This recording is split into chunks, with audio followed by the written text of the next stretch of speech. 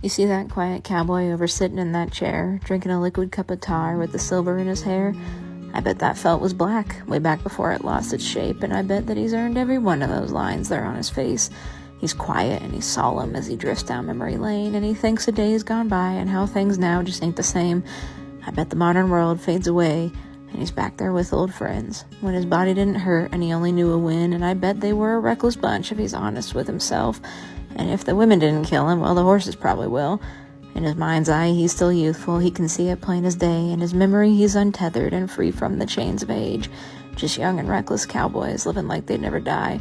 A stroh beer for a breakfast, riding broncs to get a high, jackpotting in the mornings, cow palace after dark, where a gal in high-waist Wranglers is sure to break your heart. And it's riding half-broke colts up a mountain in the rain, and never knowing fear, and being free of all the pain. The late nights by the fire, and the stories that they told when youth and hubris told them that they'd never feel this old. Jumping on a running steer simply 'cause it seemed like fun, and swinging with ease up on his horse when his knees and hips were young. Now it's a man he doesn't know staring at him from the mirror, and it's crazy how age sneaks up on you without warning through the years. So he sits and sips his coffee, grateful for days there in the sun. But his eyes still hold a twinkle, and we forget our parents were once young.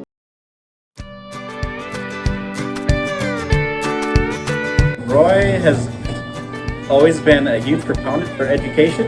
He values education a lot, always says you should just go as far as you can, that you're comfortable with. And that stuck with me, and I might go back to college while working. So I gotta thank Roy for that. What most impressed me about Roy in the years that I've worked with him is just how wonderful he is with the students here at NCTA.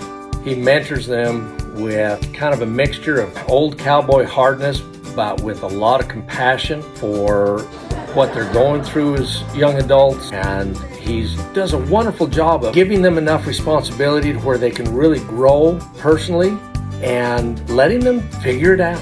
He's great at that, of giving some good direction, but then letting them work at it, come to the conclusions on their own, figure out how to do it, so that when they come out of working with Roy Cole here at NCTA, they have a lot of confidence in their abilities to go out there and work in this agricultural world. I'm gonna miss Roy. I'm gonna miss his ability to work with the students.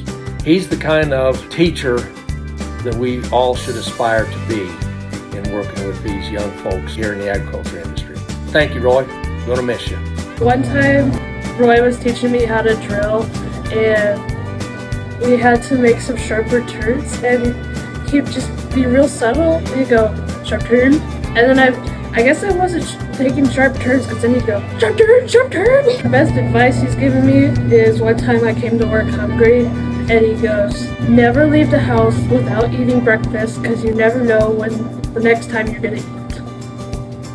My favorite memory with Roy is definitely every night when I get done riding, he always asks if I get booked off because he wants someone to get booked off for entertainment. And the best advice he's really given me is to not give up on my dreams and to keep pushing through, and to also enjoy showing the horses, because it can get really frustrating at times, but if you just slow down and enjoy the moment, you'll have a lot more fun. The best advice Roy's ever given me is don't let fear stop you. In life and on horseback. To keep going, don't let anything get in your way, even if that's a horse accident or if you're scared to go back to school. He really taught me that don't let fear get in your way, and to just keep going, get back in the saddle, and keep pushing forward. Thanks, Roy.